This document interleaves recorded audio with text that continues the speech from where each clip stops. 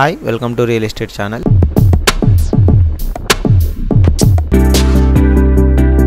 Hi hello నమస్తే, నా పేరు Satyanarayana, real estate channel flat. ఈరోజు మనతో రియల్ ఎస్టేట్కి సంబంధించిన చాలా విషయాలను తెలియజేయడానికి ప్రముఖ వ్యక్తి, రియల్ ఎస్టేట్లో 30 ఏళ్ల అనుభవం ఉన్న realtor oxygen founder and CEO doctor Nandi Rameshwar Rao గారు మనతో ఉన్నారు. సార్ని అడిగి రియల్ ఎస్టేట్కి సంబంధించిన చాలా విషయాలను ఇప్పుడు మనం తెలుసుకుందాం. సార్, ఇప్పుడు రేరా చాలామంది రేరా లేకపోవడం వల్ల మోసపోయామని చెప్పేసి కొంతమంది అంటున్నారు. రేరా వల్ల మాకు బెనిఫిట్ జరిగిందని చెప్పేసి కొంతమంది అంటున్నారు. అసలు రేరా వాళ్ళు కొన్నింటి మీద యాక్షన్ తీసుకుంటున్నారా? అసలు రేరా ఎలా ఉంది? ఇప్పుడు రేరా వల్ల ఎవరికి బెనిఫిట్ ఉంటుంది? బిల్డర్కి బెనిఫిట్ ఉంటుందా? బయ్యర్కి బెనిఫిట్ ఉంటుందా? ఎవరికి బెనిఫిట్ ఉంటుంది? దీనికి సంబంధించిన విషయాలు కూడా కొంచెం తెలియజేయండి. రేరా అనేది మంచి initiative by both central government and state government అండి. రేరా అంటే ఏంటి? Real estate regulatory authority act అని రేరా యాక్ట్ అంటే. జనరల్గా ఇప్పుడు ఏమవుతుందంటే 2016లో ఈ ప్రాసెస్ మొదలుపెట్టారండి. 2017 1 జనవరికి ముందు ఏ ప్రాజెక్ట్స్ ఉన్నా రేరా అక్కర్లేదు. తర్వాత మాత్రం రేరా కావాల్సిన అవసరం ఉంది. ఎందుకంటే ఏ ప్రాజెక్ట్ అయినా 1 జనవరి 2017లో కంటా ముందు ఉంటే మాత్రం ఆ ప్రాజెక్టుకి రేరా అవసరం లేదు. తర్వాత వస్తే మాత్రం ఆ ప్రాజెక్ట్ రేరా కావాలి. సో రేరా వల్ల ఉపయోగం ఏంటంటే రెగ్యులేటింగ్ బాడీ అండి. అంటే చాలా వరకు బిల్డర్స్ మోసం చేస్తున్నారని విన్నాం మన మార్కెట్లో. చాలామంది బయ్యర్స్ మోసపోతున్నారు. రేరా తాలూకా ముఖ్య ఉద్దేశం ఏంటంటే అటు బయ్యర్ని కానీ, ఇటు బిల్డర్ని కానీ, అటు ఏజెంట్ని కానీ ప్రొటెక్ట్ చేసి ప్రొఫెషనల్గా రానియాలనేది ఒకటి. అయితే ఒక మంచి ఆలోచనతో చేశారు. కానీ తెలంగాణలో నాకు తెలిసి రేరా అనుకున్న మేర వరకు పెర్ఫామ్ చేయట్లేదు. అన్లైక్ ఢిల్లీ, ముంబైలో, బెంగళూరులో బాగా అమలు పరుస్తాం. మనం ఇంకా ముందుకెళ్ళాలి. ఇప్పటివరకు కూడా మోర్ దెన్ 50% బిల్డర్స్ అసలు రేరా ప్రాజెక్ట్స్ రేరా అప్రూవల్ లేకుండా అమ్ముతున్నారు. అసలు RERA projects first builder angle ఎలా ఉంది, బయర్ యాంగిల్ ఎట్లా ఉంది, ఏజెంట్ యాంగిల్ ఎట్లా ఉంది అని చెప్తాం. సో బిల్డర్ యాంగిల్లో మీరు చూసుకుంటే ఒకప్పుడు బిల్డింగ్ పర్మిషన్లో తీసుకొని ఇలా కట్టేవారు. సో దాన్ని ఆపడానికి ఏమన్నారంటే ఏదైతే సేల్ అగ్రిమెంట్లో బిల్డర్ కమిట్ అవుతున్నాడో పర్టికులర్ స్క్వేర్ మీటర్స్ లోపు ఉన్న రేరా అక్కర్లేదు, ఆ స్క్వేర్ మీటర్ దాటితే రేరా కావాలి. సో కడుతున్నారు, అదే విధంగా కట్టాలి. ఇప్పుడు కొత్త రూల్ ఏం తెచ్చారంటే DTCP కానీ HMDA కానీ మీరు కట్టిన ప్రాజెక్ట్లో 10% గవర్నమెంట్కి మార్టిగేజ్ చేయాలి. మార్టిగేజ్ చేయాలంటే రిలీజ్ చేయరు. ఎందుకు పెట్టారంటే ఎవరైనా బిల్డర్ మోర్ దెన్ 5-10% డీవియేషన్ అయితే కనుక వాళ్ళకి అప్రూవల్ ఇవ్వరు, ఆ మార్టిగేజ్ రిలీజ్ అవ్వరు. ఫ్లాట్లు అయితే కింద గ్రౌండ్ ఫ్లోర్ ఫస్ట్ ఫ్లోర్ ఇవ్వాలి, కోలుగొట్టేస్తారు. లేదా ఆక్యుపెన్సీ సర్టిఫికేట్ ఇవ్వరు. ఇవ్వనప్పుడు దాన్ని అమ్ముకోవడానికి లేదు. సో అది ఒక కండిషన్.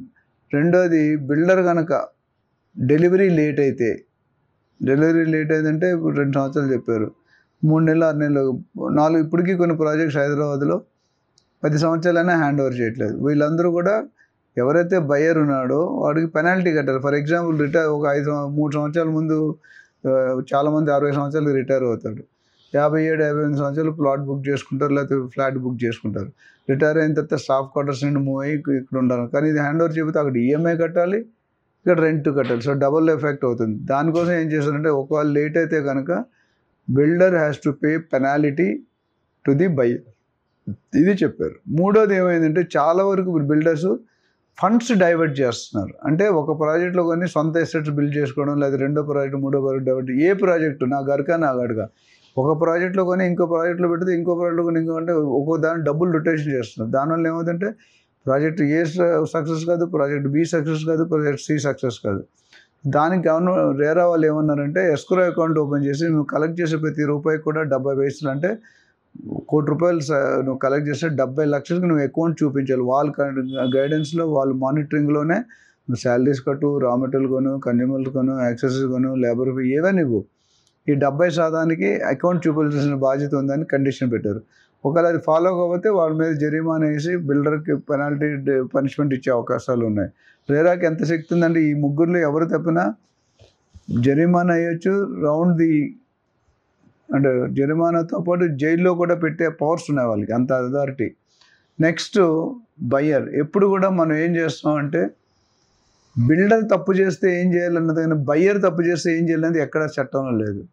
ఈ రేరా వచ్చిన తర్వాత దానికి కూడా ఒక రూల్ పెట్టారు. ఒకవేళ బయ్యర్ కనుక EMIs కట్టకుండా పెండింగ్ పెట్టేసి ఉద్యోగం పోయిందనో, లేకపోతే డబ్బులు రావట్లేదనో, లేకపోతే బిజినెస్ రావట్లేదని కొడితే డెఫినెట్గా మీరు కూడా builder will file A case against the buyer. So అప్పుడు బయ్యర్ కూడా పెనాల్టీ కట్టాలి. సో ఇది కొత్తగా తీసుకొచ్చారు. అంతకుముందు అంత స్ట్రిక్ట్గా ఉండదు కదా, ఎప్పుడు కూడా బిల్డర్ మీద వేసేవాళ్ళం. కానీ ఇప్పుడు రేరా వచ్చిన తర్వాత బయ్యర్ కూడా అంతే బాధ్యత చేశారు. ఇది బయ్యర్ విషయంలో. అట్లానే ఏజెంట్ విషయంలో, ఏజెంట్ ఏంటంటే లైసెన్స్ తీసుకోవాలి. రేరా ఏజెంట్ ఉంటే వారికి రేపొద్దు ఎవరైనా కస్టమర్ కానీ సెల్లర్ కానీ బయ్యర్ కానీ కమిషన్ ఇవ్వకపోతే కూడా రేరా కేసు వేసుకోవచ్చు ఒకటి. రెండవది, ఈ రేరా వల్ల ఉపయోగం ఏంటంటే ఏజెంట్ కూడా అంతే డ్రాబ్యాక్ ఉంది. ఒకవేళ ఈయన ఏమైనా తప్పులు చేశారనుకోండి, అంటే ఫ్రాడ్ ప్రాపర్టీస్ అమ్మి ఇల్లీగల్ ప్రాపర్టీ అంటే రేరా కూడా they can take action against the agent. So ఏజెంట్కి లైసెన్స్ ఇచ్చేందుకు కొన్ని 3 year IT రిటర్న్స్, పతా ఆఫీసు టీమ్ ఇవన్నీ కూడా కొన్ని క్వాలిఫైయింగ్ కండిషన్స్ ఉన్నాయి. అది సాటిస్ఫై అయితే సపోజ్ మీ మీద FIR కేసు ఉంటే మీకు రేరా లైసెన్స్ రాదు. పోలీస్ కేసు పెండింగ్ ఏమి ఉండకూడదు. అక్యూజ్లో ఉన్నవాడు ఇంకా డేంజర్. సో ఒకవేళ మీరు ఉండి చెప్పకపోయినా ఇంకా డేంజర్, లైఫ్ టైం లైసెన్స్ రాదు. ఏజెంట్ తప్పు చేసినా, బయ్యర్ తప్పు చేసినా, బిల్డర్ తప్పు చేసినా డెఫినెట్గా యూ విల్ బి పనిష్. అది ఒక రేరాకున్న అథారిటీ. అదేవిధంగా చాలామంది బిల్డర్ ప్రాజెక్టుకి కంపెనీకి ఒక రేరా అప్రూవల్ నెంబర్ ఉంటుంది, ప్రాజెక్ట్కి వేరే. చాలామంది ఏం చేస్తారంటే బిల్డర్ అప్రూవల్ చేసి రేరా ఉందంటారు. కాదండి, బిల్డర్కి కంపెనీ పరంగా ఒక రేరా అప్రూవల్ ఉంటుంది. ఎవ్రీ ప్రాజెక్ట్ హ్యాస్ సపరేట్, అంటే 2 అప్రూవల్ చూడాలి మీరు రేరా కొనుక్కున్నాడు. ప్రాజెక్ట్ అప్రూవల్ వేరు, బిల్డర్ అప్రూవల్ వేరు. అట్లనే ఏజెంట్ కూడా రేరా అప్రూవల్ ఉందా లేదా చూసుకోవాలి మీరు అపాయింట్ చేసుకునేవాడు. ఇవన్నీ చేసుకుంటే ఏమవుతుందంటే కొన్ని అనార్గనైజేషన్ స్ట్రక్చర్స్ అంటే పర్సంటేజ్ ప్రొఫెషనల్ పెరిగే అవకాశం ఉంది, కానీ ఫ్రాడ్స్ తగ్గే అవకాశం ఉంది. కాకపోతే నా ఒపీనియన్, నా పర్సనల్ ఒపీనియన్ అంటే తెలంగాణలో రేరా అనేది అమలుపరచడంలో చాలా వీక్ ఉన్నాం అనేది ఒక ఒపీనియన్. దాన్ని మెరుగుపరిచి దానికి ఎక్కువ పవర్స్ ఇచ్చి దాన్ని ఇంప్లిమెంట్ చేస్తే ఎంతోమంది బయర్స్ సేవ్ అవుతారు మార్కెట్లో. ఇది ఇంపార్టెంట్ టాపిక్. ఇది only suggestion to the government. Unlike నేను బాంబే, ఢిల్లీ, బెంగళూరులో చూసుకుంటే చాలా స్ట్రిక్ట్గా ఇంప్లిమెంట్ చేస్తున్నారు. ఇప్పుడు కూడా హైదరాబాద్లో వేల మంది బిల్డర్స్ ఉన్నారు, బట్ అంతమంది లిస్ట్ కాలేదు రేరాలో. కొంతమంది లిస్ట్ అయినా 1-2 ప్రాజెక్ట్ చూసి మిగతా ప్రాజెక్ట్ చేయట్లేదు ఆ పాత నెంబర్లో. ఇంకో మెయిన్ ఇక్కడ చూసుకుంటే DTCP కానీ ఇవన్నీ TLP నెంబర్ వేరు, LP నెంబర్ వేరు. TLP అనేది టెంపరీ లేఅవుట్ పర్మిట్, LP అనేది ఫుల్ పేఅవుట్, LP అనేది లాస్ట్ వస్తుంది. బట్ TLP కూడా లేకుండా ఫ్రీ లాంచ్లు అమ్మేస్తున్నారు.